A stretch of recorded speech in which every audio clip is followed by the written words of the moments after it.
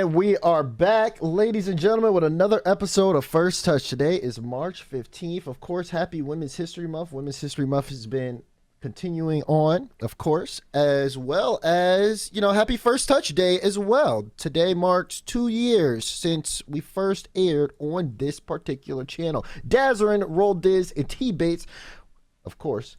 Gentlemen, what's going on? How we doing? It's a good day today. Always a good day alongside my co-hosts, my brothers. I'm chilling, woke up, beautiful morning, beautiful month, and a beautiful day for First Touch like always. So I'm having a great day, fantastic start to my morning here alongside my brothers. T-Base, how you doing, baby? I'm always doing well, man. You already know what I'm doing, man. I want to encourage everybody in the chat to get out and get active. It's time. That's all I gotta say. Cause getting out and get active and good, get your day started right. And we're actually talking about it. I'm curious to know how many of y'all don't wake up in time. Don't wake up at a proper time. What's a proper time? Because then you got people like that Damar who wake up at like 11:30 a.m. on the regular and go to bed at like 4 a.m. Like, you want to be that? No. You want to be more like me and Raul. See, me and Raul, we get up at 7 and 8 a.m. We start our days off, and we're there to be successful. This is life advice. Really? Start your day off successful. Get the breakfast in. Get your little workout in, or just like read a book and improve the intellect and everything else. You can end up on this show too. That's all. That's all. Is that how that works? Yeah. It puts you in positions to be successful. Is that so we are giving false promises. Yeah. Anyways, while he's sleeping, I'm grinding. That's why they call me Rich. That being said, the season has just started. Rich. They call you rich because you're the bandwagon. You're the fraudering. You're hopping ships left and right. Your NRG wasn't paying enough and Don't they weren't talk doing to anybody about so then you hopped on flip-flopping, GenG. okay? Flip-flopping bases never flipped. I'm 100% OG. I'll never move nowhere. Why do you always lie like that?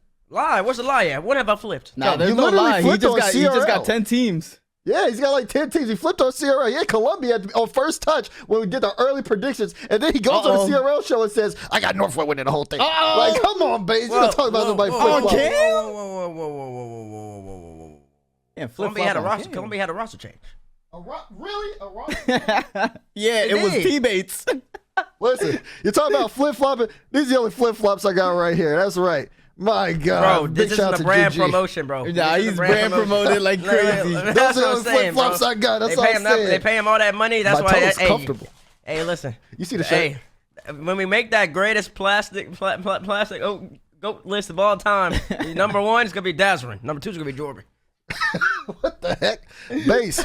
Stop. And you know who? Oh, Raul's actually high up there too. Cause Raul's always loved First Killer, but yeah.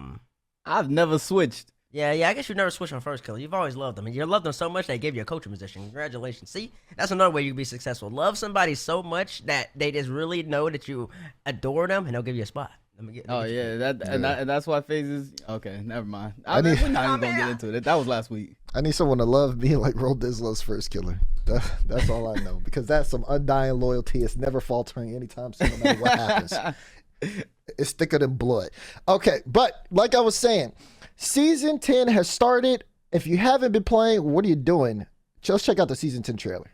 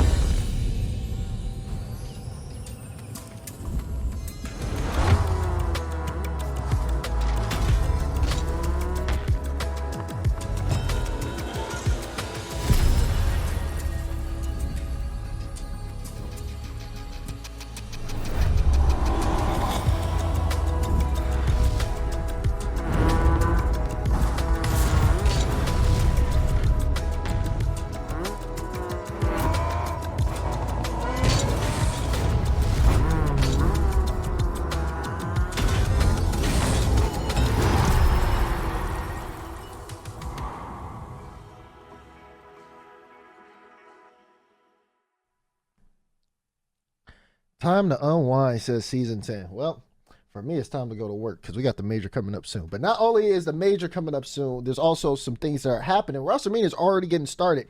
And to talk about a little bit of things that have been going on in WrestleMania, as well as also coming in to just share her thoughts, is the talented on the field, off the field. She can cash. She can play at a high level. We're bringing in Karma here to talk about this today. Karma, welcome to the show. It's so lovely to have you here. Hi, guys. Thanks for having me. Happy to be here. Of course. Bass, you feel like you got something to say? What's up? Oh, I got something to say. We got Rocket League Gold on the screen right now. Yeah, that's all. It's all like, why'd you make that face? Why'd you make I don't know about that. Well, it's a combination of a lot of things, not just on the pitch or off the pitch as well. You know what I'm saying? And then you're one of the most intelligent people in the game when it comes to it. You host a great show. I've been on that show. It was amazing. You Crow Spaceman. And yeah, I really hope you're ready for this next hour and a half because, ooh, it gets a little spicy in here, especially when you're going up against yours truly. That's all I gotta say. But I think you'll be able to hold up against me. I hope I can give the people what they want. I'm ready for the smoke. I love what you guys bring to the show and the energy and the passion. I hope I can match it. I'm gonna try my best. I'm just excited to talk Rocket League. That's right. Let's talk some Rocket League. Let's get into the nitty gritty right now. Shift reports that version 1 is in potential talks to acquire Daniel. If you've seen the Shift tweet, again, like we said, V1 in talks with SSG to potentially have Daniel join in place of Torment is the big news here. The question for the group is this a change V1 needs to be on par with Faze and GenG? We know last trade window, version 1 had a little bit of those talks in as well with SSG towards the end, but also the big news was them trying to port over Rise in place of Calm. Looks like Calm's staying on the team now, and it would be Torment who makes that shift out, at least according to where the rumor is right now. But of course, I want to go around and get our thoughts on it. I want to start with Karma. Oh man, right off the gate. Okay. So my first question to V1 would be, I don't really understand what's going on here. I'm not gonna lie. Because a split ago, you wanted to replace Calm last second, which I don't even want to. That confused me as a former player. That's frustrating, right? Like last second, you're on vacation, you're chilling. The replacement's coming through. You're like frustrated. And then you're like, oh, wait, no, come back to the team. We want you back. Okay, I'm back. And then, of course, they had the split that they had, which was, I'm sure, frustrating for all players involved because all of them just want to succeed and do well. When you have that roster move last second, it probably throws a wrench into things. It's really difficult. So I feel for Torment in this situation because he kind of is getting, I guess, the bad end of the stick in the rumor that he's the one being replaced. But on the flip side, I think Daniel, if you're Daniel in this situation, your eyes have to be lighting up because you're playing with someone that you love to play these twos tournaments with. He's this mechanical monster. And that's also comes with a lot of pressure for him, right? I mean, if he ends up going to be one, there's going to be huge expectations like Faze on this team. I think there's huge expectations, in general, especially with this combination of Dan and Beastmode. We've seen all the hype, we've seen everything, but what I think has happened is they've been listening to us. Whether it's the org, the players, everybody, they've been listening. They've been listening. We had Calm almost going out. We're like, why is Calm going out? He's the face of this organization. He's the guy that, like, when you think of V1 at LANs, you think of Calm getting booed by the crowd. You think of Calm putting on them dark sunglasses. He's the villain. He's the guy that will trash talk everybody. He gets in everybody's head. Why is Calm the one being replaced here? And then you look at the playstyle meshes. Dan is a third man. Like Dan is the backbone of a team. So would it make sense for Dan to join this team with Torment, who also plays the same type of similar gameplay as Daniel on this roster? So I think they have been listening a little bit to us. And this is exactly why this big switch is happening. But it doesn't make sense to me. What doesn't make sense to me is the transition switch and how Calm genuinely will feel about it. Maybe he's happy to just retain the spot and be able to play with these two fantastic young guns, or he could still be in the leader role on this fantastic org. Or is he still feeling some sort of way that they almost booted him? Torment's been with version 1 for about 2.5 years. And after a lot of people thought that with Rise coming in, a swap out for Calm, now it's Daniel for Torment. It's a big playstyle change here, Bates, if this deal were to go through. Yeah, it's a big playstyle change, all right. It'd be massive for them. I don't know how they go about that. There's been a couple good points that have been made so far. Karma started right off the bat with the fact that the question is, what V1, what you doing? What you trying to pull overall? Kind of touched on it as well, where it doesn't seem like you know what you're doing. Do you really know what you're doing, V1? Do you know what you want? That's the question. Because it seems that you might not know what you want. You might not know what you need either. Because you try to get rid of calm, try to get rid of heart and soul, and all of a sudden then you move on. You play a split. Now the reports are speculative. I'm not saying alert. There's speculation and that you're trying to potentially replace top right Tommy now with Daniel. It's just like, it's either they really don't know what they want, or they really do know what they want. And they won't know what they want is they're planning on getting rid of Mentor. Eventually. Maybe that's the move down the road. Maybe they're one step ahead. Maybe they know they add Daniel. Then after that, if Faze starts doing bad, they'll take first kill off our old hands. Maybe that's what's going on. Stop it. Or something along those type of lines. Stop it. Because he's got a point. I mean, V1's got the Vikings money. Does Faze have the Vikings money? I don't think so. I don't think so.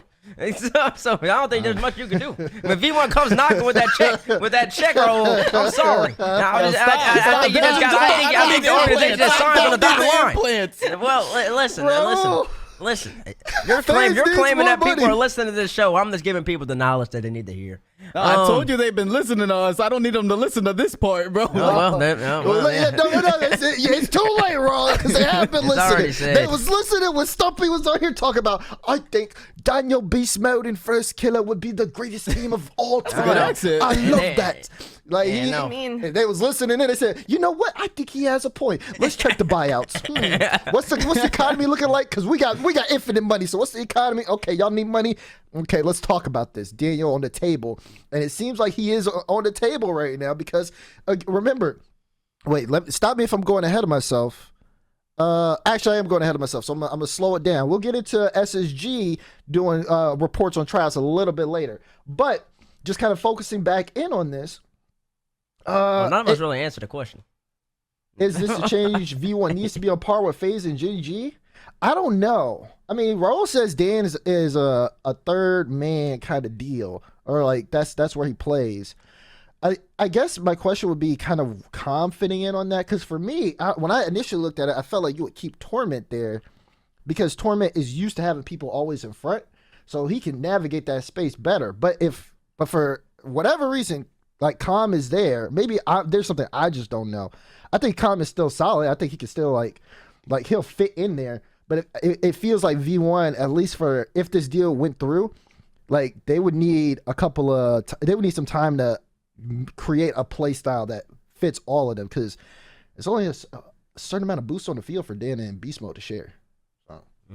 I think if you have Calm going in as that like demo / aggressive play type, then you have Beastmode following him up to be the shooter and that mechanical playmaker, to let Daniel be the third man and take the time and really use his mechanics with his boost and his spacing, and like utilize his teammates that way to open up the field. If that's V1's strategy, I could see that kind of working for sure.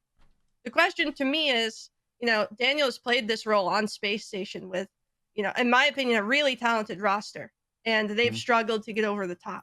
So I thought that maybe going to V1 with Dan would like, because he's super versatile. I think he can do anything you ask him to. He's that good, right? So I don't know if the third man role is his best role. I do think that he's comfortable playing with it right now, but so far they've struggled to get over that hump, and I just wonder if V1 might run into the similar issues, and I'm just hoping not, because I want both of these players to succeed. I think they're both so talented. And together they have so much potential. It's just about tying a ribbon on it and getting the right roster at that point. Yeah. Agree. Because the SSG roster currently constructed in comparison to the reported potential V1 roster, there are just in talks right now. There's been no movement the last time for the most we know. Arsenal Calm, LJ is the Beast Mode. Beast Mode's better than LJ, and then Daniel will be in that third spot. Just like Karma said, that hasn't necessarily worked out. So why would you want Daniel to try to slot him into that third role that he hasn't necessarily been as dominant as he should be? Because that 1, 2, 3, that style that NA plays majority of the time doesn't really work out when you're not the best of the best squads. And they might have all the potential, all the promise in the world, but I mean, you already see that formula in SSG, and it's not working for Daniel. So I think Daniel might need a potentially different role, or he won't have to fight. Coach Burner would have to implement a completely different way of approaching the game, more like a one attack, two in the back, and everybody just rotate back in rather than a 1, 2, 3 traditional style. To answer the question, though, this question is disrespectful because the way Daniel and Beast Mode might be on the same team, and you're automatically just skipping over G2 and you're putting Faze and GenG. It's Faze, GenG, and G2. Are they on par with Faze? Why you keep putting G2 in this conversation? No, I mean, that's just the facts of the matter. Those are the top 3. That's the creme de la creme in NA. Am I wrong? And complexity. If complexity balls out at land too, that's another team you got to take into account. What they have in that question is 2 teams that have won a regional. Congratulations. You want to come? There's not 3. Like if G2 would have won, maybe G2 would be on the question. When was the last time G2 won a regional? Last year. Tell me, babe. Winter? No, it was spring. It was last spring. Spring. Yeah, but regardless, though. Spring? Yeah, listen, you're talking a whole bunch about Faze. It'll be an absolute shame if you end up bombing out. Oh my goodness. Bombing out of San Diego. That'd be poor. Then it'd just be GenG again. Or maybe it'd be G2 because they might win. But the point I'm saying is, when you put both of these 2 players on the same roster, you're not trying to be on par with Faze and GenG. When you put Daniel and Beastmode on the same team, you're trying to be the best team. You don't want to be on par with nobody. You want to be the best team in NA. So that's really what the question. And I'll be honest, them 2... plus a tournament or a com, on paper, I'm not automatically voting them above Faze. I'm not automatically voting them above GenG, and I'm not automatically voting them over G2 in complexity. I think they're just in that range now. I think it's all about the game plan. And so if I'm V1, if I'm V1, I think I'll temper the expectations a little bit. I'm not just because ideally when you make the move, you think they're gonna be better than everybody else, but I don't think they're just naturally be better than everybody else. I think you need to have like first kill on the squad, that Beast Mode Dan first kill team, just to automatically say we're just better than everybody and we're gonna win. I think a lot of it comes into the play styles and your game plan as a team. Like we've gone over these iterations of rosters that are extremely selfish and they can't work as a team, so they always have this high floor, but they can't surpass a certain level. They can't be this dominant team we see on paper where like, yo, they should win everything, but they don't win anything. And they're always but the skill takes them a long way. This could be one of those rosters where the skill is going to take them. They will be a top 4 team just based off individual talents because they are that good. But if they don't mesh well as a team, as a complete package, they might be the next. They might be V4. They might be the next one. He's trying to throw the 4th place spot. As 4th killer for so long. Now he's trying to throw the 4 down to other people because Faze is finally winning. If Faze moves to 1st or 2nd killer now. Hey, somebody got to take the spot. That's all I'm saying. Oh, now you made it seem like you left the spot. You ain't leave it like that. Like first clan twice. You won a couple times, bro. Congratulations. Oh my goodness, look at y'all, man. Hating. I'm not hating. He sounds jealous. Roll this. It's all right. Yeah, that's what I'm saying. He's got to defend G2 while Faze is just dumping out. It's a little tough out here. Listen, I don't blame him. I don't blame him. I'm like Faze's second fan behind Raul. No, you not. Yes, I am. But I'm just here to be realistic. You don't lose that 4th. You don't lose that 4th clan. That 4th clan just because you got first couple times on the regionals. Let's see what you do at the major. At the major, then we can reevaluate whether your 4th clan still or not. You might get 4th again. And if you get 4th again, what's that mean? You're still 4th clan, so nothing changed. So we're gonna see what you do at the major, then, buddy. Oh man, I can't wait till y'all make a series. Everybody gonna be watching that series. Are they gonna do it? Nah, because I remember T-Base talking about let's see if you match up against G2 in the finals, and we did that. And what happened? Yeah, drink your water. Drink your water. G2 in the finals. Yep, we did that. What happened? Drink your water. You won the big game 3. Game 3 swings the other way. G2 wins. Y'all won the big game 3. You can ask Daz. I was in the green room. I was in the green room saying whoever wins game 3 wins the series. Y'all won game 3. Y'all won. Someone playing. Fair enough. Great teams. So we've kind of talked about the change, but let's talk about where V1. I mean, we're already kind of getting into it, like where V1 will rank with Daniel. People are saying, is this the super team the world needs? Is this the team that, of course, probably not in its iteration right now. I'm sure everyone's going to talk about like First Killer being involved here, but what do you think about this, Karma? Is this a super team the world needs? I think it's a super team NA needs. I'm deeply concerned about NA's playstyle apart from the top 3 or 4 at this point. I think that just to, like, up the NA gameplay, up the NA style, like up the level of competition, maybe make people take a second look at the play styles.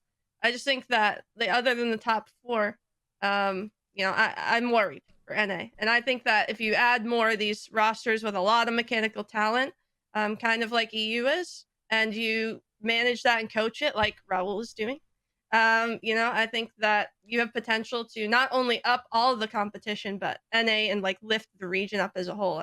So I think, yes, I do think that the world, I don't know if need is the right word, but I think NA needs it. I don't know about globally. I think EU's doing pretty good myself. I don't know. NA worries me. NA worries you. We can get into that in a second. And to answer the needs question, I don't think they need anything. I don't think NA needs anything. I also don't think it's a super team. I think this team is it's going to be very reminiscent. I already mentioned SSG, but then across the pond, there's going to be another team with another stud player who's about to join another great player. Vitality, we all know his name. They already got a GOAT 54, out 54 on the squad. And now they're adding Zen. 54 is crazy. And now they're adding Zen, which is it's gonna be very analogous to a Beastmode Daniel situation. And then you're gonna have the solid third, whoever that may be. You got 2 superstars with a solid third. A lot of teams don't have 2 superstars at this age, but we have seen that the 2 superstars plus solid third combo does end up winning world championships. You got NRG. People are gonna claim they're all superstars. I say wrong. They had 2 superstars and then one of the greatest players of all time. Is he a superstar though? I don't know. You can make an argument on that. This is terrible. Season 7 Vitality. You had 2 superstars and a really great player. And Scrub, K-Dot plus Fairy. I don't think Fairy was on the same level as them in 3v3. 1v1 and 2v2, everything else in between. Add all 3 game modes. He's just the greatest though. But in 3s, I think that Scrub and K-Dot had Fairy a little bit better. Season 6, once again. You had 2 superstars plus a really great player in Torment. I think giving a Squisher 2 superstars. And in top right, Tommy played his best lane he's ever played. He was already an all-time great player. He upped Didn't he get MVP for that? He won MVP, T-Base. Well, yeah, whoa. We can get into that discourse. I do believe Gaming goes to MVP, but regardless of that, top right Tommy is a great player. A great player. He was, I think unarguable, the 3rd best player on the team for majority of the season, majority of them being together. And then at LAN, he upped his ante. He upped it to all-time great. He was clutch, and he ended up getting his MVP. You could make the argument for him. That's why he got it, and that's why. So I think that formula of 2 great superstars plus a really great player, that's like wins championships. So I think this Beast Mode Daniel team could do some damage. If I were to rank them initially, just all based off of when they form, off of skill and not anything else, I'd rank them probably number 1. Probably number 1 just off of skill. That's just the max. That's false. I knew he was going to say something. I was like, Faze man definitely finna say something about this one. Yeah, you can't look at both rosters and say that they're better. What? Individual talented. Individual talents, you can't. Wait, what am I looking at? You talking about new roster V1 comparison and to Faze. Beast Mode Daniel? Yeah. You got two players. I have all 3. Uh-oh. He said, I got all the Okay, I got all the stones. I get it. You think you have all the stones, but you don't. If you had all the stones, you win every single time you walked into the pitch. Now we're molding. We got to Okay. mold the stones. Okay. Well, listen, I get it. Faze has been winning. You're feeling good That's about why, yourself. You based it off individual talents though. Yeah, That's what I'm talents. saying. You said it's not on what you think they could perform on, but on paper, individual talent. Yeah. They're number 1. Yeah. You only have 2 players. Whether they have a third player, Calm and Torment are still great. So I mean, they're still a great player. Okay. I mean, They're either gonna be one. They're either gonna be like one or two. Yeah, I'd say they could be two. Two is fine. With experience and accomplishment, I think you have to lean Faze on that one. Okay, but I'm talking about just little like when bit. they form. When they form, like what are your expectations? When Beastmode Daniel form, everybody's gonna expect them to be number one. I think that's unfair as well. I'm not expecting him to be number one. Not Yeah, at the me gate. either. Yeah, I mean, I'm not expecting number one because I understand how Rocket League works. But I'm saying when they form, you expect them to be number one. Oh, if you're a version 1 fan, you're like, yes, we No, did if you're it. just a Rocket League fan, you think you're just gonna win because you just got Beast Mode Daniel. I guess, but yeah. So I got a Also, question. like- So if it was Beast Mode and First Killer, would everybody be expected to be number one? Depends on who Off the third is. gate, yeah, it depends on the third. I act like the third's a scrub. It's not about that. It's not. It's about when you go against top teams, you have to have a definitely like the team has to be in sync. If there's any reason for it to not be in sync, then it's not gonna work.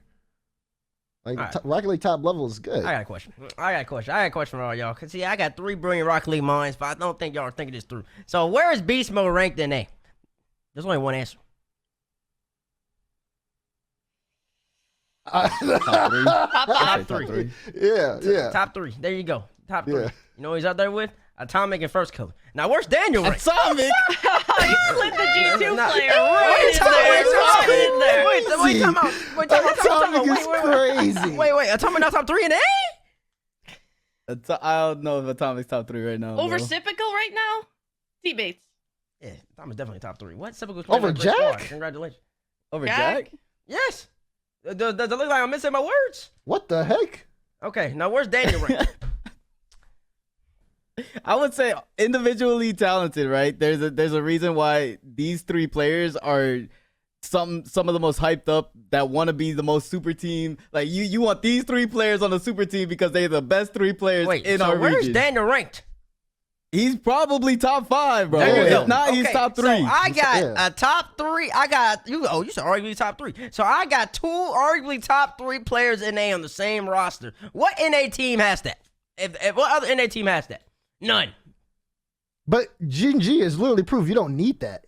Okay, that's great. GenG, that's why GenG is a great team. Now, now I got two of the top 5. I'm gonna say top 5. 2 of the top 5 players in A. No other team has that. They're making an argument that no other team has like a bona fide 2 top 10 players in the same region. So in A. So like if you really break down the players. So outside like Faze maybe. So when you do that, and maybe G2.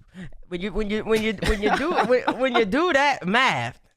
When you do that math, and then I add top right Tommy or I add Calm to a world champion MVP, and then on top of that, or I have one of the best land players in the game.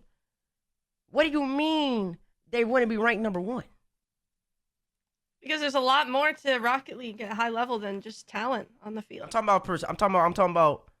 talking about just formation. What is the word? Strictly on paper. What is the word I'm looking for? It's not perspective.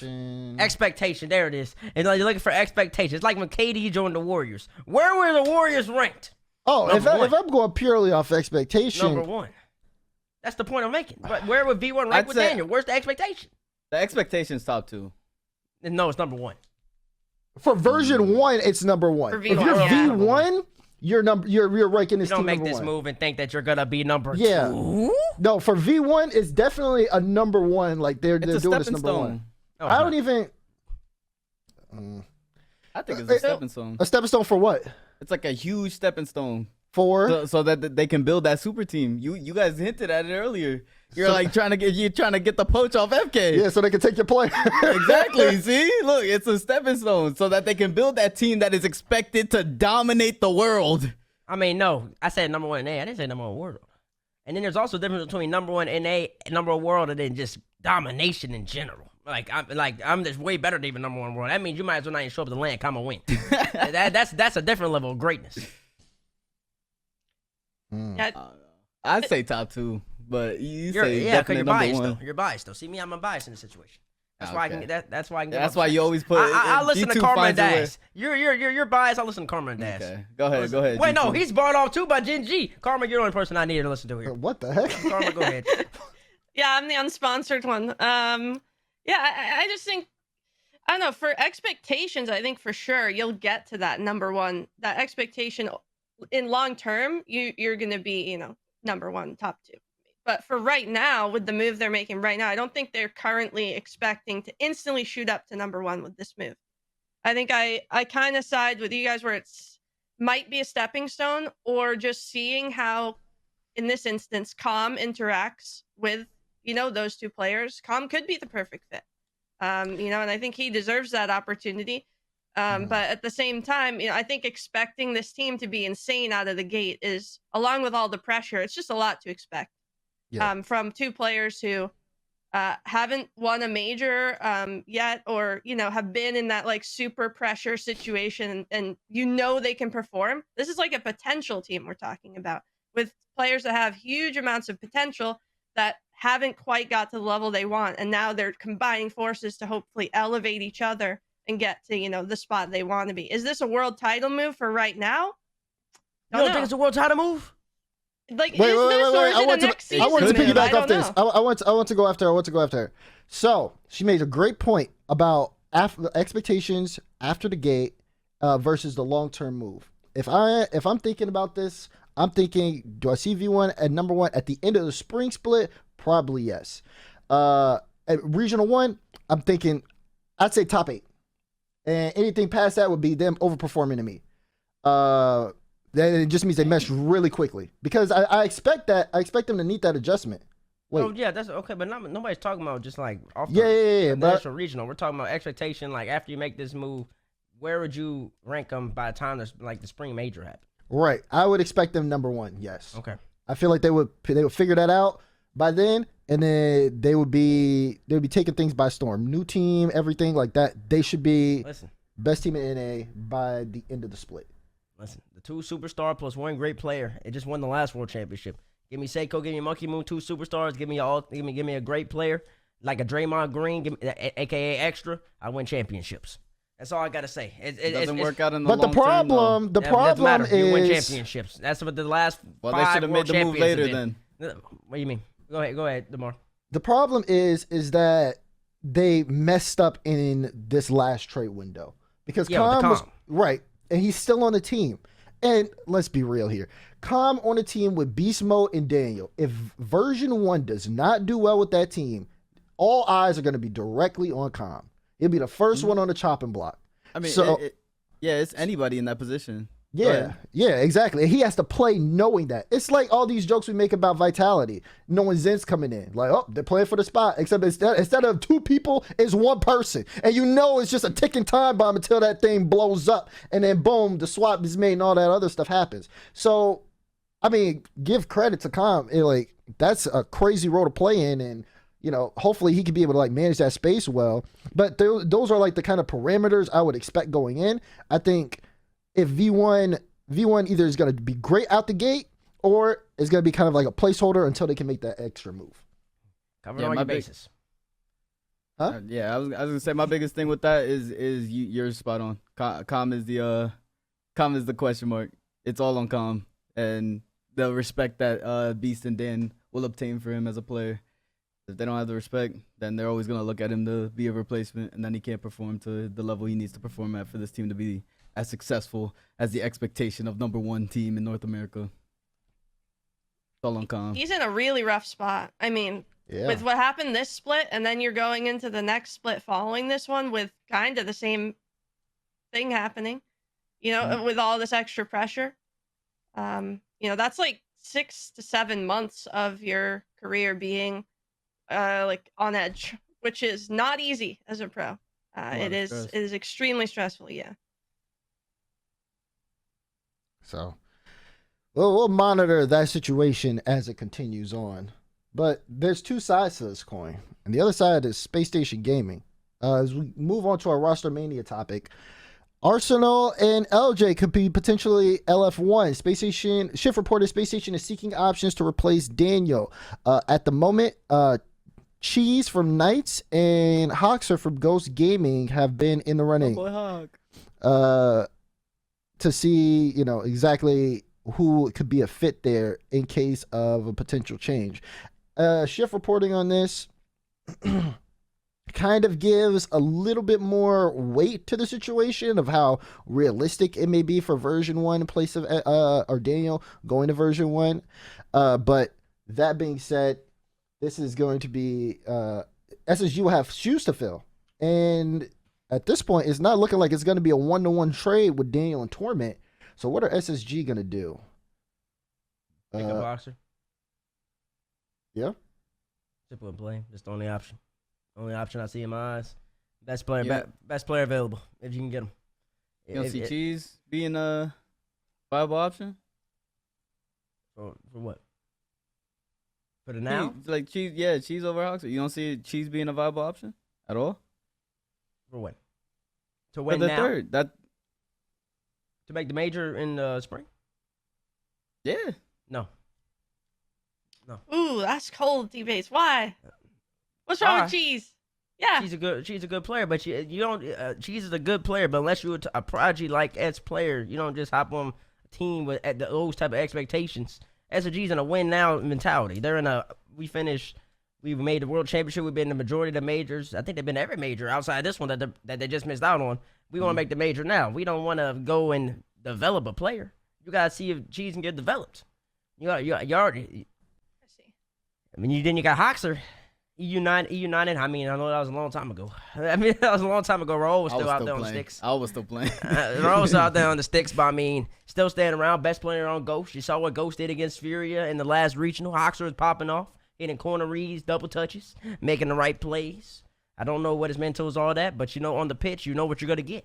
You know what you're gonna get. And you also know that Hoxer hasn't played with a player like LJ. He hasn't played like a player with Arsenal.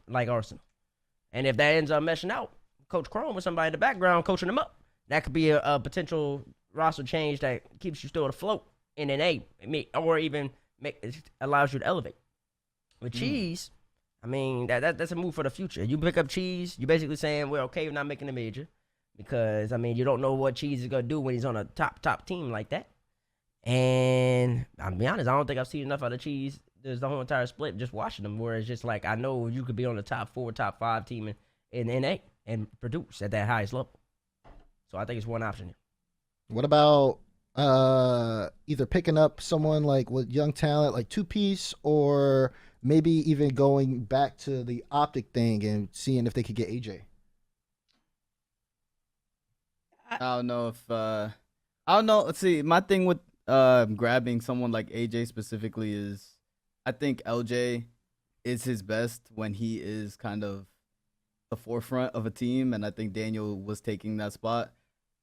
I think a team needs to play for LJ a little bit more. Like LJ needs a little bit more touches, and adding AJ to that, I think they will clash a lot, a lot. I don't know if they can mesh well together. My thing with Cheese specifically is going back to it. Chronic was a player that didn't really have that big of a resume, and a lot of people doubted him, and he ends up on this GenG squad, who actually plays for him and got him comfortable. And now look at Chronic. He's arguably top, I don't know, top 10. I'll just say top 10. You could put him anywhere in top 10 right now, specifically for the individual talent he is.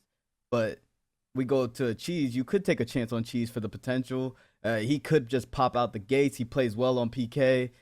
He has a lot of potential. He's grinding. He's young. It's the same thing with like someone like a 2-piece that Daz just mentioned. But going to Hoxer, I'm a little bit biased towards Hoxer because obviously former teammate. I think Hoxer's never really. He's always had the potential. He's been a consistent great player. He has the grind set. Great teammate. But this is all bias coming from me. Obviously, you're gonna say it's bias. I think Hoxer's a fantastic teammate, and he's never really had that chance. He was about to get picked up by Cloud9, the squishy gimmick. It would have been squishy gimmick Hoxer. Going after that team could have did dangerous things, but he never really got that chance. I think Hoxer could be a fantastic pickup for these two. But yeah, I don't see why not Cheese, in my opinion, either. Yeah, I'm with Brothers. I really like Hoxer as an option as well. That veteran presence, as well as his ability to elevate with the team as well. I think he's an awesome player. I think Cheese is also really good, but unfortunately, I had no hot takes. I agree with T-Bates. I do think it is a future move. Like you're building a roster with LJ and Cheese moving forward, and that's kind of your cornerstone. If you go with that move, but I'm gonna throw the player that is that you guys haven't said yet is Aqua, which I don't even know if he is available to move from the Koi roster, but I know that he has. I've seen him. He used to play with Arsenal all the time, and in his videos and all the stuff. And I think that they have like a good relationship. So I think Aqua from Koi is also someone who is kind of flown under the radar. That Koi roster has a lot of talent on it, I think, and they haven't quite performed to the level they're at. And a player like Aqua, I could see as someone maybe SSG targeting if they're in that uncomfortable situation. You kind of usually lean towards comfort, and Aqua might be a more comfortable thing to go for with the relationship there. Yeah, Aqua. Yeah, I put Aqua above Cheese Yeah. there too.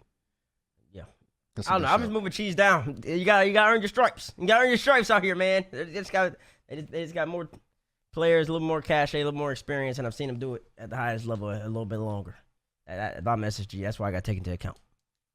Well, talking about SSG, but what other teams do we think need to make a move during the transfer window? Because again, you got teams. This is a round the world conversation as well. BDS, NRG, both teams that have missed out on Rotterdam and San Diego. They haven't made it to Atlanta yet.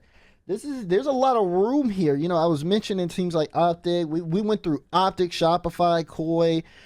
These are other teams that in their own rosters are able to make a move here during the trade window. So now it's time to kind of get into the nitty gritty to figure out which one needs. Okay, let's start with NRG. Not even a question. No. Oh, What? Base says Wait, no. hold on. You still don't think they need a roster move? What are you gonna do? Move somebody. Somebody's got to go at this point. It's done. It's done. Unless you go pick up Daniel or Beastmode or First Killer, you don't make a move if you're NRG. It's done. I'd rather take a chance on a young gun at this point with NRG. It's better than what are they doing right now? They're You can figure out. You can figure out if you can make it work. What have they been doing for the last year? Figuring out if they can make it work. That's not true. Bro, every single time we see NRG against a top team, they almost have it. It's been this way for a year and a half. You're done. Oh gosh, You were saying that they needed to make a move after they didn't do well at. Daz left. at Winter. He was patient. I mean, yeah, he's a. We Poor already Daz. discussed him. What He's the heck? the bandwagon. He's the hopper, and he. Calm Nah, he was down. patient, bro. He could only take so much. Clearly, this dude just only I don't cares even about the blame money. him. He is a fake fan. What are you talking the about? NRG fans are still there. That's why they're still all watching Michigan Troll.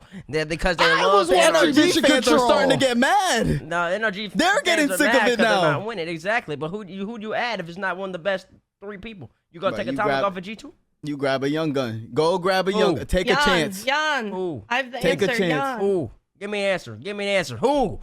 Get Jan from Furia. You can't. There's a language barrier. Yeah. Oh yeah. Oh yeah. Ah, we yeah. Yeah, Jan. Sorry, Jan. Jan. There's a language. Yeah, but you know, Jan can learn. I got it. You take it. I think he could do that. I'm sure there's partial. I'm sure Jan speaks partial English. And Justin was trying out for their team, right? Wasn't that something that already Supposedly. I happened? don't know how it's possible. But supposedly he was. I guess I don't know. Nobody has confirmation on that. I have Well, no. even I if feel he like that was a wasn't. troll more than anything. I think Jan wants to be the best in the world. And I think that, that's a team that's struggling. And if Furia let go of Jan, though, I don't know. Yeah, they're so not doing I it. don't really know if that's a realistic option. Yeah. But, in the fantasy world, I claim to be like Energy's one of the biggest Energy's fan. So as an Energy fan, I have to say I'm concerned. I'm not going to lie. Okay. And I'm with T-Bates. I don't know how you make a move right now. Exactly. Especially when, you guys had that discussion around, SSG's options, right? And if they weren't forced to make a move right now, I don't know if they would, just Mhm. because of the pool of players that are available going into a spring split. It's not to do with The players that are available now is talent. They are all talented. It's just that when you get to this points time of the year, Yep. it's a move for a championship or not. Like, that's it. Simple. And can NRG make a move right now with a player that's available for a championship? And the answer to me is, I don't think No. Talk to me, No, dude. the answer is you're unsure. The answer is you're unless unsure. it's Daniel. No, If you're unless throwing it's a top Daniel 3 in- player in the or it could game, be they Beast. can't add them. Or Unless they Beastmode, can yeah. get Beast Mode or Daniel or First Killer or Atomic, they don't make the move. G2 ain't go with Atomic. Beast Mode gonna be on V1. First Killer ain't leaving Faze. So the answer is Daniel. V1 is gonna go for Daniel, which means NRG don't go for anybody because no point. For NRG, if you're an NRG fan here, I'm gonna lay out the roadmap of how you need to view your team. This is your team's make or break split. This might be either NRG's last hurrah together, or it's gonna be a dawn of a new age. If they ball out this split, they'll stick. They'll stick because they're still the biggest team in Rocket League. They still have They still have the biggest content pro creator, whatever you want to call Squish. He's still the biggest, by far. Then you got Justin and Garrett. You got 3 all-time greats. They're always going to be the #1 fan base. And that's just the fact of the matter because their fan base is too big. The players are too popular. If they figure it out this split, because they've been close in a lot of series. If they figure it out, again over hump, getting a little more W's, they'll stay together because that's just good for Rocket League. If it doesn't end up happening, then you go part ways at the conclusion of the split. Didn't work out. We fell off a little bit. Time to go our different ways. And then you're going to have a bigger pool. Energy's got a bigger pool of players, like Corma was saying. Bigger pool of players, more options to make a team a championship contending team. There's nobody out there right now who's available outside of Daniel that could really make it to where NRG could contend for a championship. So I don't think they make the move. This year, I don't think so. Yeah, this year. Like for this year, 22-23 season. That's the reason I say no, bro. Your thoughts? I think you take a chance on a kid. Who? Young Gun, Cheese, 2Ps. No. Take a chance. Take a chance. It doesn't hurt. It doesn't hurt. It hurts No, the player. how does it hurt? That's Because next season. It hurts the player because now that player, they have a leave a team that they might have a little bit of consistency on. Now you got pressure on you. Okay, NRG just made a move. Whoever NRG picks up, there will be expectations on that player that will almost be insurmountable. That team will be expected to win. You got rid of Squishy.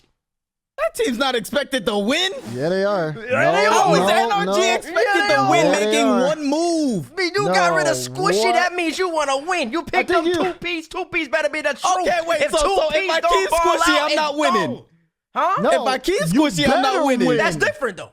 How's that different? Because Okay, let me keep my roster. You know what I'm saying? Let me keep my roster, and I'm not going to win. I'm going to keep having these You don't close know that games, they're not gonna or I win. could take a chance on a young kid. You act like they've been getting blown out. Mold him. They're not okay, but they're not winning. They Okay, are. they're close. They keep getting don't reverse win. swept. They, keep getting reverse swept. and who's what is that? Is that a skill issue or is that a mental issue? That's a mental problem. They got Exactly. So the So you skill's take there. a fresh mind. You take a fresh mind who wants to win, who's hungry, who's not washed out, who's not burnt out, hungry on the game, playing twos consistently on washed the out and game, burnt putting out? in hours.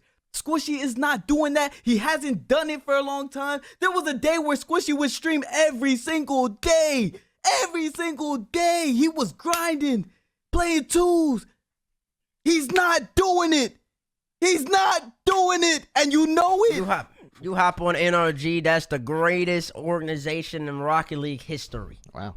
The greatest organization in Rocket League history. That means something. You don't just throw a young gun into the fire and say, here, bring me to the promised land, and act like there's no expectations there. No, you don't do that. You put the 3 old dudes together, and if they're gonna crawl to the finish line, they crawl. And then you let them part their ways. You don't put a young gun who's 16 years of age and tell Garrett, 27-year-old, and Justin, 29-year-old, hop on my back, I'll bring you there. You don't Why do not? it to him. Why not? Because Garrett's still hungry. Okay, he might be hungry. He might be hungry. That's great. So be hungry with this you- roster right now and finish it. Do it for the fans. Do it for the culture. Do it for Rocket League. You don't make the switch. You make it afterwards. Because regardless, with this roster. Bro, you can just Okay, see I every single time Garrett is just ask you a like, I question. can't, bro. I need to ask you a don't- question. If you add 2Ps to this team, NRG, where they rank? Tell me. I don't know. Are they top 5? Are they making a major? Are they making a major? Who knows? I don't- Who knows Okay, this crazy okay, line? who knows I don't means think no. Okay, Carmen, thank you, Carmen, for answering the question. Thank you, Carmen. I like the honesty. Somebody's dodging me. So the fact that they add 2-piece and they still are guaranteed to make the major means there's no reason to make the move, Raul. None. If they Simple. were, as a former NRG man here, if they honestly should have made the move, it would have been before the season It started. would have been after the World Championship before the season. Because now they have points, and now there's no logical way for them to make a move without them spending an incredible amount of money to buy out a player, which they might not even get, depending on how much money V1 have. So it's just better off for them to just stick with the team at the end of this. Because what are they going to do? Pick up somebody, sign them to a temporary 3-month contract, and then let them go? That's even worse. You might as well just play it out and then wait till the split season be over and then make the moves there where you don't have any limitations. That's just the simple. That's just it. There's nothing else, and they know it too.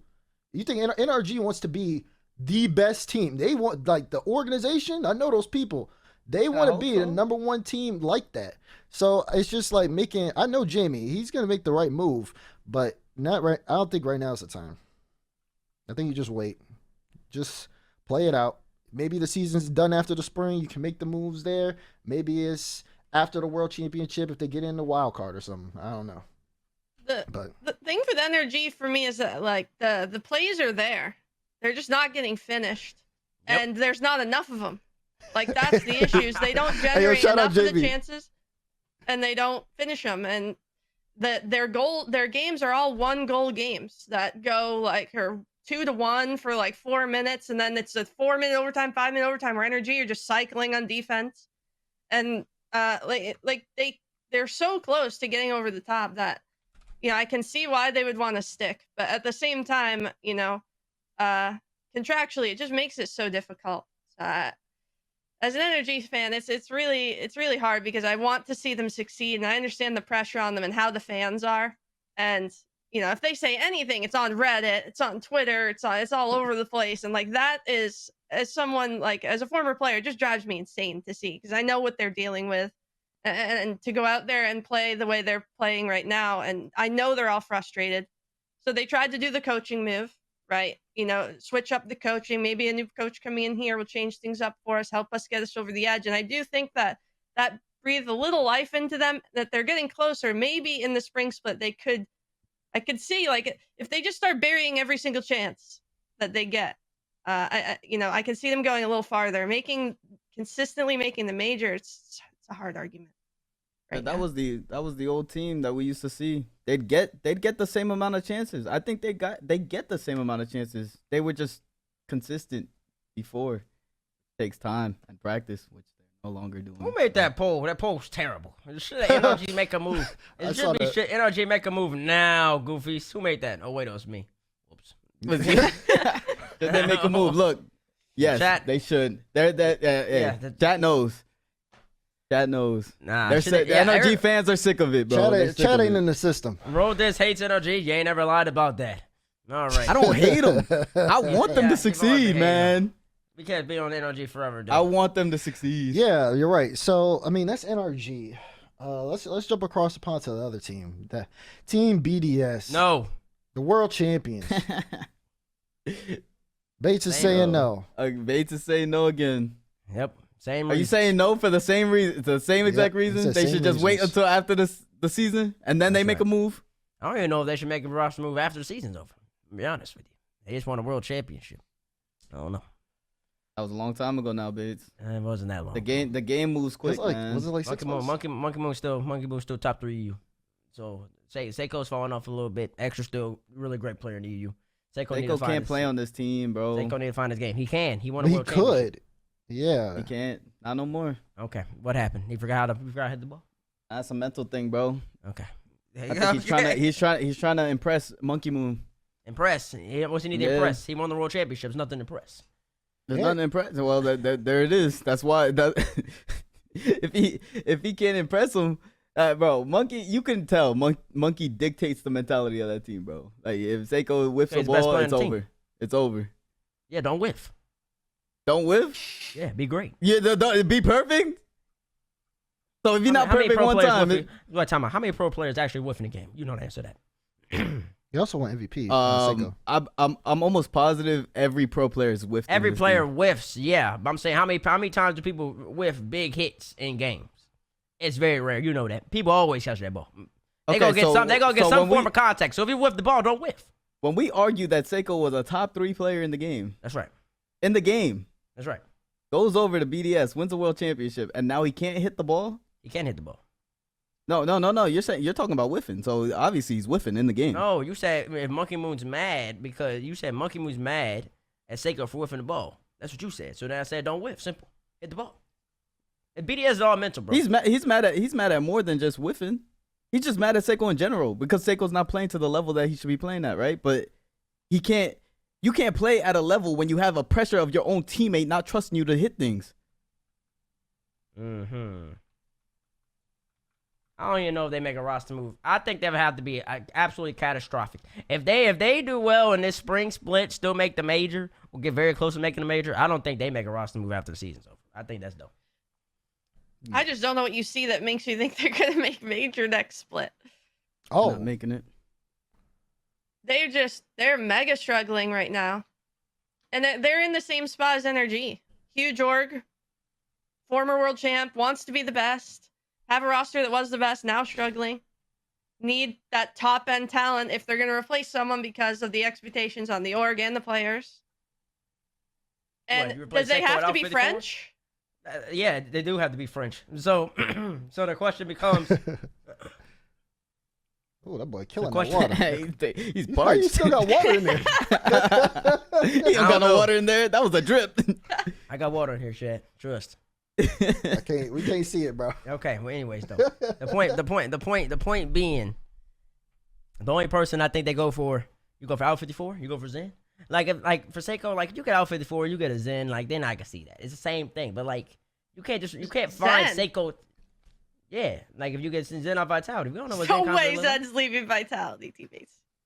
after the season. You never know what happens. No shot. Nah. No way. You never know what happens to these players. So like you have to get like that. It's the same conversation. BDS, you already got you already have the best, basically the best players in the game outside a couple names, especially in the French community.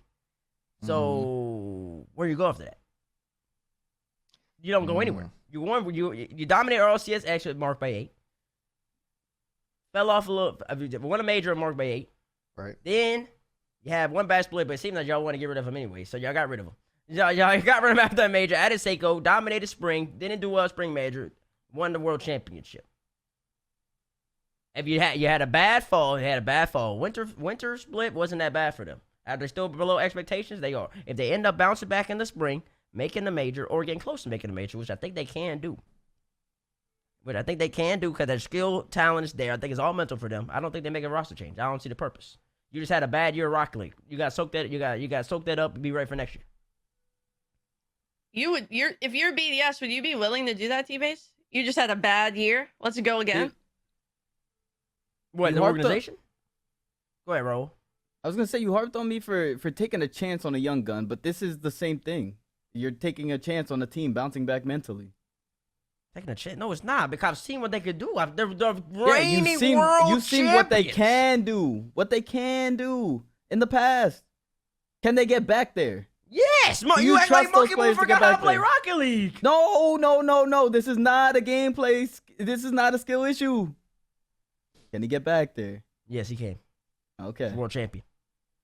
World champion in the modern era of Rocket League. He can get back there. Extra can get back there. Sega can get back there. They'll figure it out. I know Bates' answer, but for the other two, do you think BDS will make the world championship this year? No. Which pains me to say. Parma says no. It didn't come through on Discord. Oh, no, sorry. Raul? They make the world championship. No. Let's see. Try and look up the rankings right now. Yeah, that's where I'm headed next. Team B, I know they're not super high. They're ninth in right the now ranking. with 34 points. Ninth right now. Quadrant has double their points and is in 5th. So they would have to. Oh no, I'm sorry, I'm misspeaking. Yeah, they're in ninth. Quadras is in fifth. BDS is at It's all 34 about points. how the points go. All this point stuff. I'm gonna be honest.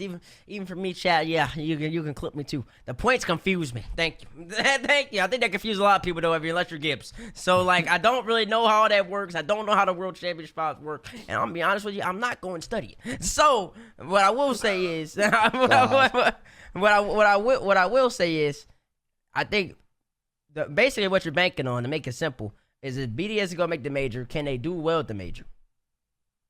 And I said, yes, I think they can. And I think if they do that, I don't know how the points end up, because then, like, it gets all weird, because, like, say NA dominates in the winter major, and then NA dominates again in the spring.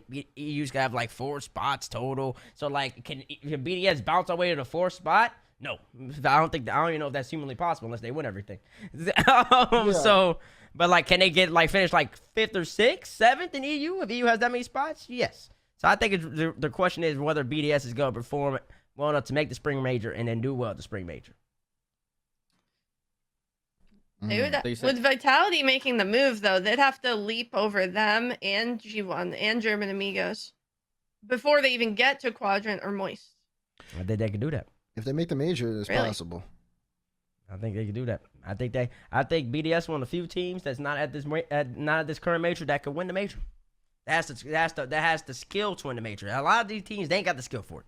It takes a different level of skill to win a major, and BDS is one of those teams that got it. BDS would have to have a storied run. Like, it would have to be incredible in the spring. If they make the major, the questions are answered, right? At least for me. I think like, if BDS are at the major, then I'm like, all right, they're back. What happens if they do bad in the major? What happens if they make the major, they bow out 13-16?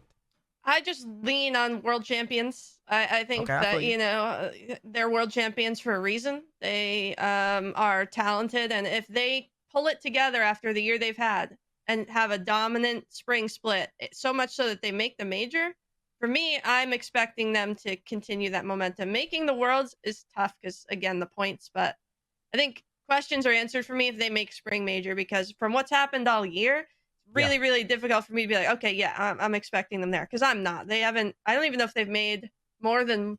I don't even know if they made a top 8. I know they thought they made one, and then they ended up getting kind of unlucky. They had to get pushed back, and then they ended up losing. So they've had quite an, I don't want to say unlucky, but unfortunate run. Fair. Okay. We'll move away from BDS and hit on some other teams, because, you know, it's a lot of teams, a big trade window. Want to stay in Europe. Quadrant, yes or no? I'm just going to answer every single question. No. Yeah. No, you say no one else needs to make a move? I don't really think anybody needs to make a move. I'm be honest with you. I think people are in their heads. I think, and unless you... unless you're a team that's a little bit lower and you just want to take a chance on somebody, and that's when you go into our old category, taking a chance on young and seeing what they can do. But no, I don't think anybody should make a change. Okay, so what's low? Like, where would low be? Under top 10? Like, you don't have a chance to make the world championship for real. Okay. And you just want to see what a young gun can do in a split against some of the best. That's what you do. But I think every team's looking good right now. Looking good enough to where they can make some noise. And outside of V1, SSG, I think those only 2 teams. I don't think Optic needs to make a move. I don't think anybody else in NA needs to make a move. EU, don't think anybody really needs to make a move. You're going to get Zen on Vitality. That's all you need. Carmi not making moves. You know what I'm saying? So, like, there's nobody out there right now. So you're expecting a quiet trade window. I mean, it would make sense, but. Okay. How does everybody else feel? I don't know. We always expect a crazy transfer window. And I think we are going to get, I think we're going to get a decent amount of roster moves. Just where they're coming from, I'm not sure. And I think teams outside of top 5 in NA, I think a lot of teams are always in win now mode. So any team that's just outside of making these majors are going to try to make moves just so they can make these majors. I think that I don't think teams think about the world championship until I don't know. I think teams think about the major way too, so they want to win now every single time. Yeah. Teams I'm looking at are V1, SSG, and Optic. Only because of what happened last trade window. and it clearly had an impact on the split. I'm watching them. I'm not expecting much besides what we already know, but I would not be surprised if I saw Optic's name in the trade window, just because of how they basically destroyed their own split by trying to make a last second move.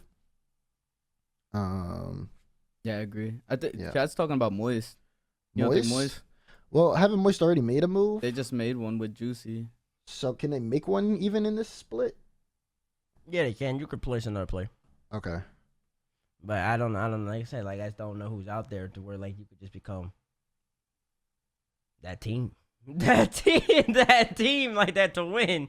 I'm not seeing the talent pool right now. You gotta give players time to become that next iteration, next generation. You can't try to force that issue.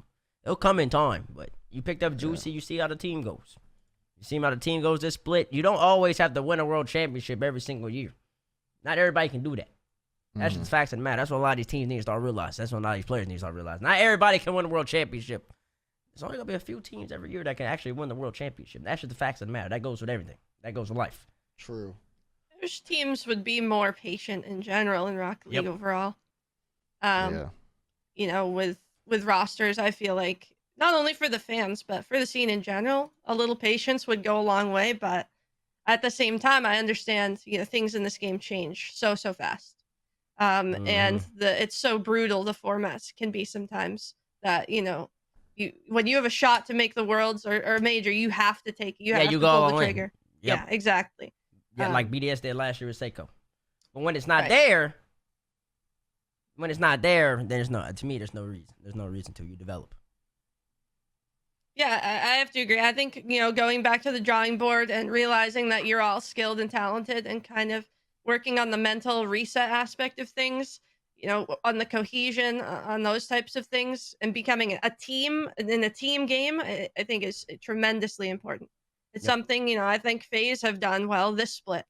You know, I give a lot of credit to Roldes. You know, it's weird because he's right here, but like the ability to get all three of those players on the same page, all doing the same things, communicating well, becoming more and more of a team, I think is why Faze is elevated up to where they are right now.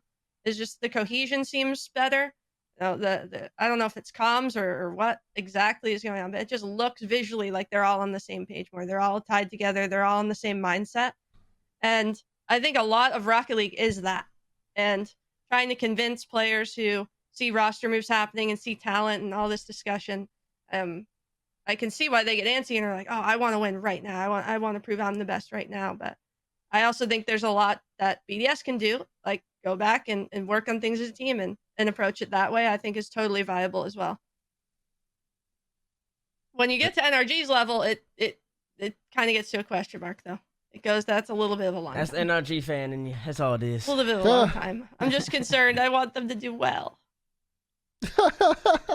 I mean, you could tell it's a lot of pressure on some of the pros during these teams, especially when the trade window comes around. Even in some of our discussions, you know, even talking about Com V1. But what about other responsibilities as being a pro? As we look into our next segment here, should a pro's responsibilities extend outside the bounds of competition? This is something that went along the lines of a couple of tweets that were going on through the weekend. Let's go through tweet by tweet and kind of run you guys through in case you missed it. This is a take from C9 Porty. Take, pro players shouldn't be paid loads of money if they don't put effort on taking care of about their image. Playing the game, practicing, and winning are not the only job of a pro player. Pros also have to work on their social numbers, personal brand, and content creation. He then goes on to say it is also incredibly harder for organizations to market them if they are never interested in being part of content, post on socials, be featured in sponsorship features, etc. Fans don't just want to see your gameplay. They have that whole connection. They want to have that whole connection outside of the game. This tweet sparked a lot of discussion where a lot of people put in their opinions. Another take is, I believe, Cavallo. If you guys have followed around, Cavallo's a part of Clover, a talent agency. He's represented a lot of people in the Rocket League space. Pro players are content creating. Creating content. Is it necessary? Every pro should be creating content while they have the spotlight on them. Careers are short and content can be a good additional source of income as well as a path after competition that can keep you more secure financially. Does this mean every pro has to create content? No. The fact is teams want to win. They're going to sign the best players to give them that opportunity, regardless of what they do outside of competition. JNaps, First Killer, Daniel, none of these players are actively creating content, and yet any team will jump at the ability to sign any of them. It's also not a given that creating content instantly makes you successful. There are a lot of pros who dedicate time and money to streaming and YouTube and don't see meaningful growth or return. And then there's more. Oh my god. Nah. Skip over. We ain't doing this whole thread, bro. Okay, Nah, yeah. next Let's week, go. bro. Let's go to we ain't doing all Burns. this, man. Let's go to Burns. You can find the Matt tweet. Matt, I'm sorry, you wrote a whole soliloquy. So this is Burns. Burns was, I believe, former vice president of the org E United before they had shut down. Burns, love Burns, by the way. Shout out Burns. I personally don't see professional players streaming while competing saving some esports organizations. Just being brutally honest here. There are more pressing issues to talk about than a pro player practicing 6 to 8 hours a day than finding time to stream for 4 or 6 hours more. I think about things like seeing an organization announce a content creator, then never hearing about them again until they're released a year later. Some esport games are easier to stream and scrim. Some players just don't want to. As long as they're showing effort and fulfilling their obligations in their contract, that's all you can ask for. It's on them. I always try to find ways for players to bring value in other areas if they didn't want to stream. Maybe more interviews, maybe sponsor segments, additional engagement on social media. So as you can see, this kind of had its waves and ripples along the entire esports world, so to speak. But let's kind of talk about it from our perspectives as well. Starting with roll days, because your team doesn't do that stuff. They are not on the internet at all. We get maybe like a tweet from Faze Clan. I don't even know if Faze has. I'm interested to hear what this dude says. I'm interested to hear what this dude says, because he's been on one side of his argument for a long time, and I'm very curious to see if he conveniently switches to the other side. I really want to know. I really want to know what you have to say about this. I'm so curious. What do you got to say? My statement stands as, I think pros should stream. I think they should stream their content. Okay, he did switch. I did? No, you didn't. You didn't. Oh, okay. That's good. No, I told you I don't switch like that. I don't. But I think pros should stream. Coming from an ex-pro myself, I think you do have the most eyes on you, the most hype. You can boost your career depending on what you want to do after. It all depends on what you have aspirations for as a player yourself. I know my 3 players, they don't stream at all, right? They're hyper focused on how they look professionally on the game, their skill and things like that, and they think streaming maybe it just confuses. I don't know what it is. Like, you stream. I know when I stream, I feel way worse on the game, and maybe that's what it is for them, or they just don't want to interact with people. They want to hyper focus on the game and not have to be entertaining on stream, because that is a lot of the stream. But I know that pro players can just fans just want to see you play the game. Like, they don't really care. They want interaction with you, and I think the stream is a great way to interact with the fans.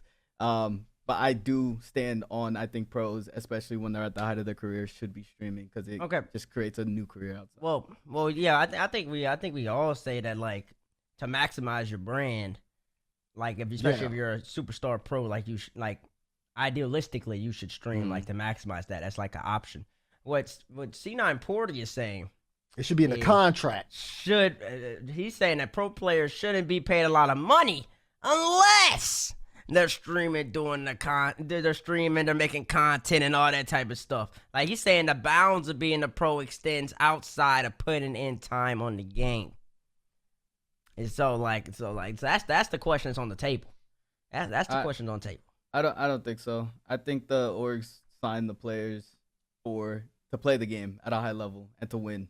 I think that is what you're contracted to do. More often than not, that's what's on the contract. You're signed to represent the org in the best way possible, and that is to win at the game. So that's what the players focus on. And if they're winning, then what else can an org ask for? Exactly. Yep. Exactly. And I'm just gonna be blunt. They're pros, not content creators. You pay them to compete on your roster. They owe you absolutely nothing. I'm sure they owe you absolutely nothing else outside that. You pay them to be the best player that they could be competitively to win you championships, to put your org out there. We have an entire show called First Touch where we talk about pros. Where we talk about pros in Rocket Yeah, we League. do. They're giving us content just being on the pitch, and then we're going to extrapolate that and make content from their on-the-pitch gameplay. Simple and plain.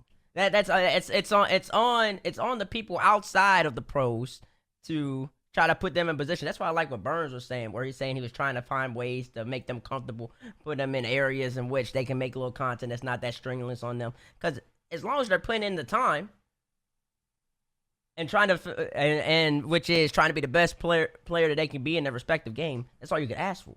I was confused by Porter's tweet because he was saying fans will want to know who you are outside of the game. Yeah, I do want to know who LeBron James is outside the game. That don't mean LeBron James got to tell me, though. That don't mean, like, I'm sure I would love to know Ronaldo on a personal basis like that. so like, I feel like I know Ronaldo. That'd be great, but he don't owe me that. He's a pro. That's what he's a pro. They're great at what they do, and that's what makes you interested in them. Simple and plain. So, But that's what Ronaldo and LeBron are also content creators. Nah, Like- low key now. Low key now, but But they not during really their putting in career- work like that. Nah, LeBron was no content creator. T-Bates, how many sponsors did he have? throughout his Okay, whole no, career? that's Commercials for LeBron's Nike, brand. shoes. That's LeBron's brand. That's content creation. No, Yeah, that- but it's not that's a little content different. creation That's a for little like different. that's a like little saying different. like LeBron is gonna do like a Lakers stream after like the game a or something podcast like and go that. talk to everybody and be like, oh yeah, guys, yeah, this is how it was. Like LeBron really don't go sit down and talk to people like that. Doing a Because he doesn't commercial have is to, one though. thing. The industry is built for him. He doesn't need to do that.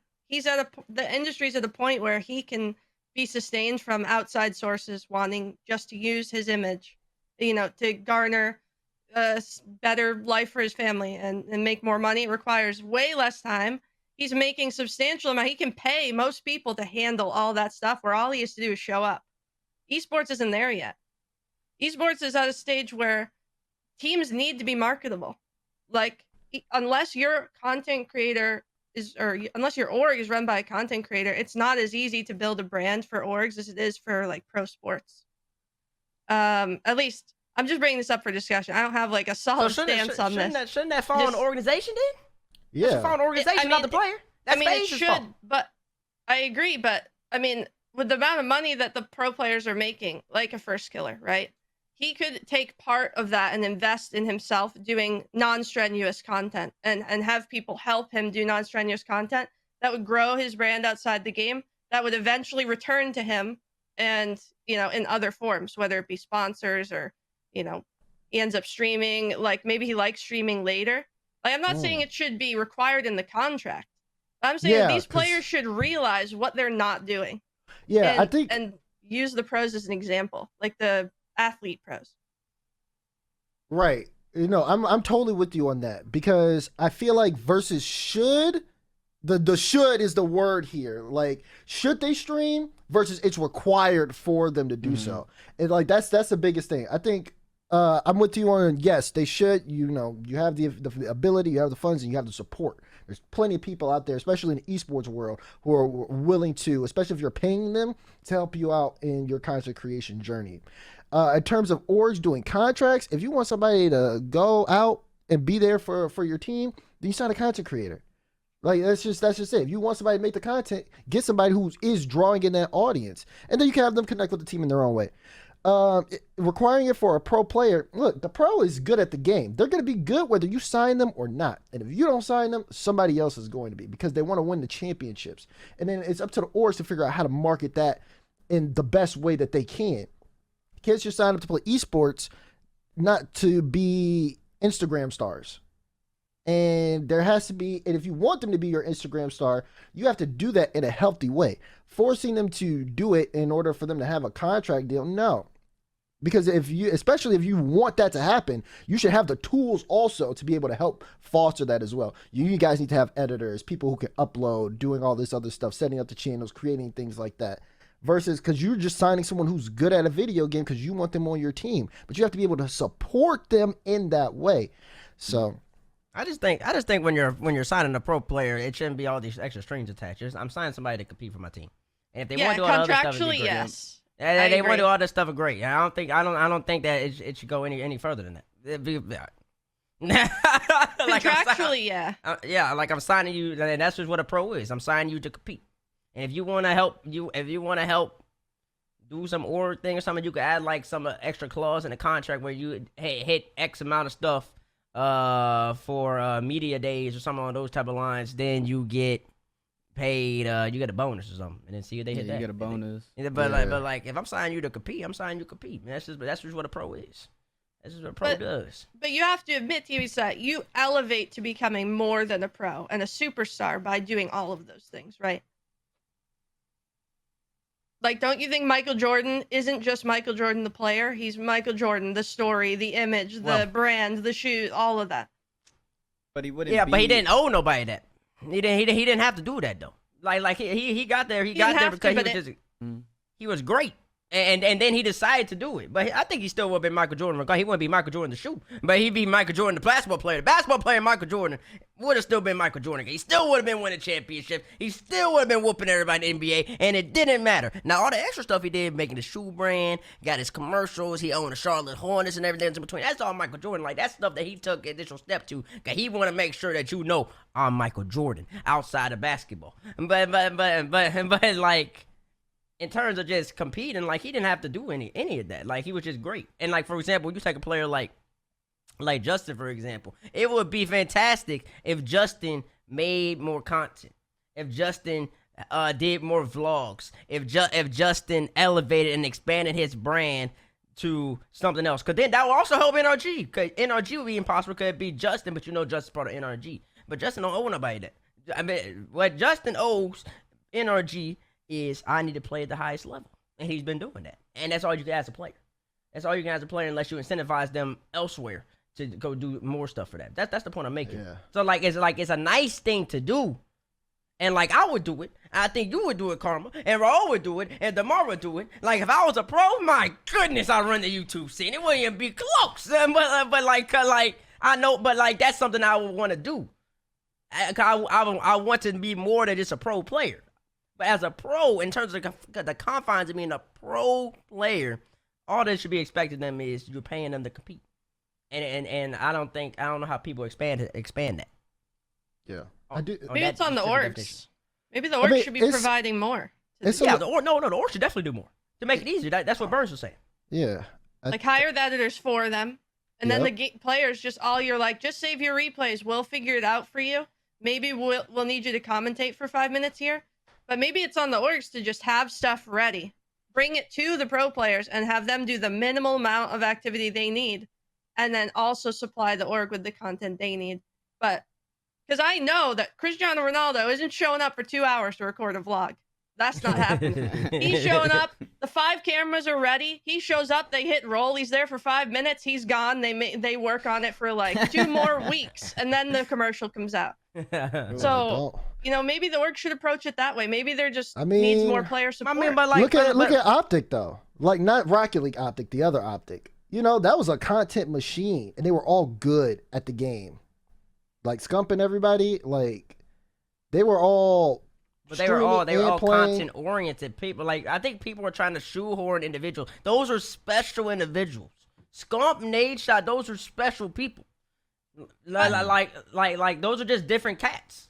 Like they were really great at the game in combination with they really wanted to be something special. And also, people don't talk about this enough. They weren't getting the same amount of bread that all these players were getting. The players get now just for competing. That's true too. So like, go ahead. Who's the best team in the world right now in Rocket League? Yeah. Oh, Carmine. Okay, who's the most popular team in the world? Like, who's more known in Rocket League? NRG, I guess. NRG, why?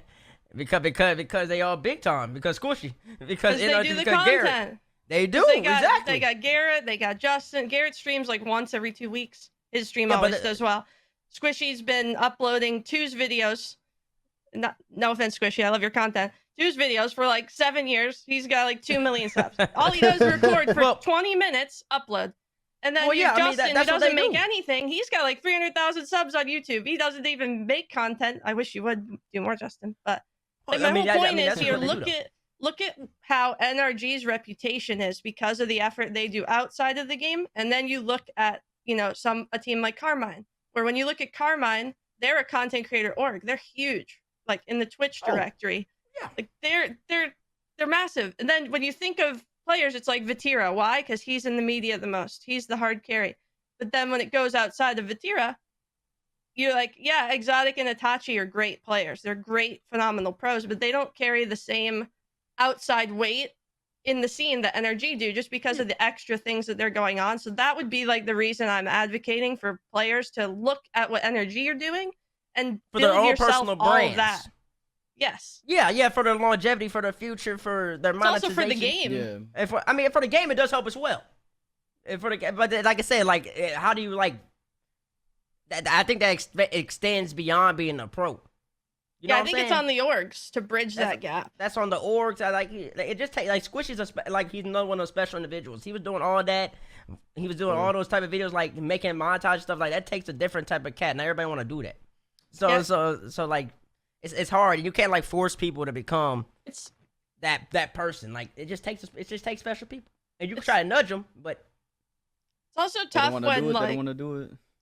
you know, athletes are athletes. They're in shape, the best shape of their lives. They're running around constantly. Whereas in video games, you know, you're sitting at your desk most of the time, or you're by yourself in your room, and you might not be going to the gym all the time or taking as good a care of yourself as an athlete would, right? Like these guys are like peak physical ability. So when they're on camera, they're probably confident. Whereas that might when play a factor into it as well. When you flip to an esports player, they're there are Could be extroverts. younger. Everyone's different, but they're younger. They're less experienced. They're less in the spotlight. They have less interactions. They're just at Exactly. home on their computer most of the time. So Exactly. the idea that Yep. they're gonna put on all these lights, come on the show, and just have a personality it's a lot to ask of It's a lot to someone so ask. young. Yep. So Yep, exactly. there's a That's lot why- of factors that go into this outside of just gaming Yep. as well that I think are factors. Yep, and I think that falls even more in the org you were talking about. Maybe more the org to like grow and develop them to the point where they can then be confident on camera. That's a great point. That is a great point. I think that's a good spot to also end this off as well, as we only have 3 minutes left in the show. So I talk too much. I'm sorry. no, it's Nah, fine. you should We take love it it. back. Yeah, that was fire. Yeah, that I'm was not gonna great. lie. That was great. All right, we'll try to run through this. Obviously, we won't be able to get to the chat bracket today, guys, so we'll probably push that to another time before the major. But we'll talk Northwood real quick. We're going to shift to CRL. Northwood took home the CRL championship again. Northwood are 4-time CRL Natty Show champions and 1-time world champions. Northwood did good things, guys. Oh, we have time to roll this highlight? I guess we do. This is the CRL Spring 2023 Championship Grand Final. It was Northwood against Akron. And yeah, it was a good time, Bates. It was a good time. It was a time already. It was a time it was already. a time. Northwood just proves that nobody can beat them. Nobody can beat them. Akron, I will say, Bullseye, shout out Bullseye. You had an absolutely phenomenal weekend. Of course, Buzz and Tristan, they do their thing, but Bullseye being in that spotlight in that moment, he played really well the whole entire time. But Northwood, I mean, That's a good shot. I mean, I think I don't know. It's just dynastic at this point. It's just why does anybody else compete? Because they're just gonna keep on winning. I think I did the math. I think Northwood's up to 4 national titles and 1 world championship. Could potentially be 2 world champions since they've joined CRL in 2020. Yeah, it was so many that Buddy lost count on the interview. Yeah, he didn't even know. I guess it's just that easy. Maybe I'm sounding bitter, cause I mean I can't do it like them. I guess. I guess, but yeah, they've been dominating. They built a program, and if you're a young player who wants to be out there, want to be on a Northwood like team, start looking at these rosters who got the squads. Yeah. Who got the squads, you know? So, and I mean, that's what it takes. That's what it takes. Because you look at the bracket, those y'all don't know, this was the championship bracket. We had 3 teams from the East, 3 teams from the West. You see your familiars, Northwood and Akron in the finals for the first time since 2021, I believe, which is been a minute. It's January 2021 to be exact, so the fall 2020 season. Columbia College, they were the national champions. They ended up dropping, lost to Fisher, lost to Akron. They've been a roster change, haven't been as good. So yeah, that's what CRO is, man. Northwood national champs again. I ain't got much to say about Northwood, man. They just keep Well, it's good that you don't, because there's no time to say anything. We're done. Chat, thanks for joining us today. I want to say we're gonna skip to the intro though. So the things we missed today that we will hit on, don't worry about it. We were talking about what a ones land, live up to the hype. We're gonna talk about Zen and ones for a bit, and then you guys were gonna make a bracket. We were gonna have you guys make a bracket on who you thought went to the major. Said, what's the rush? What's the rush is crazy. Listen, we're under a time slot, okay?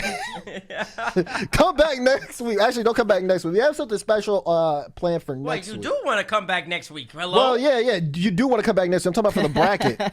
I was like, don't, if it's for the bracket. Anyway, yeah, you want to come back next week. We got something cool next week. And then we'll hit on the chat bracket and stuff, all that, before the major starts. It's going to be a lot of fun leading up to the major, so you want to stick it to them. But, of course. You didn't read what chat said. Somebody said, who's on next? This ain't a cable channel. I'm getting sick of this. Can I close out the show properly? They said, Tom's like, hold on, chat. We need y'all to say love, give some love to Karma for being an excellent guest. Come on here, fitting right to the show. Can we get some hearts, some claps in the chat for Karma? Karma, for coming in, balling out. Some Karma before we love. let you go, Karma, of course, I want to, T-Bates alluded to it. You have your own show that you're doing. We want to give you the floor to be able to talk about that, as well as any other shout outs and things you want to bring attention to. The floor is yours.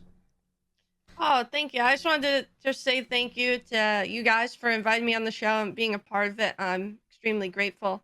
You inspired me to start my own show. I told T-Base that you guys are the main catalyst that I wanted to start a post-game show. So we do post-game after RLCS on my Twitch channel, twitch.tv/KarmaAH. So just the word Karma AH for that. Yeah, we've been doing it for the past year or so. I do it with Kronovi and Spaceman. And we try and be there. And yeah, it's great. And I just thank you so much for having me. You guys are awesome. And I like watching every week. So what's the name of the show? So Off the Post. There you go. I'm about to say you didn't say the there name you go. of it. Yeah, you gotta say we need the name. Off the Post. Off the post. I'm horrible at advertising myself. That's okay. This is all the evidence you need. Thank you for covering me. Of course. I saw some retweet next time you guys go live as well. We would want to be able to bring that over to you guys, because I have tuned in. It's definitely a great show, definitely worth watching. Bass has been on there too, yapping. Yeah, Bass and I get in some arguments.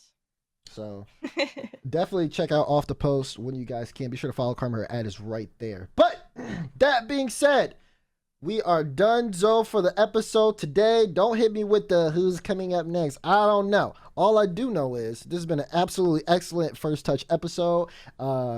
Again, big shout outs to Karma for joining on. Absolutely incredible.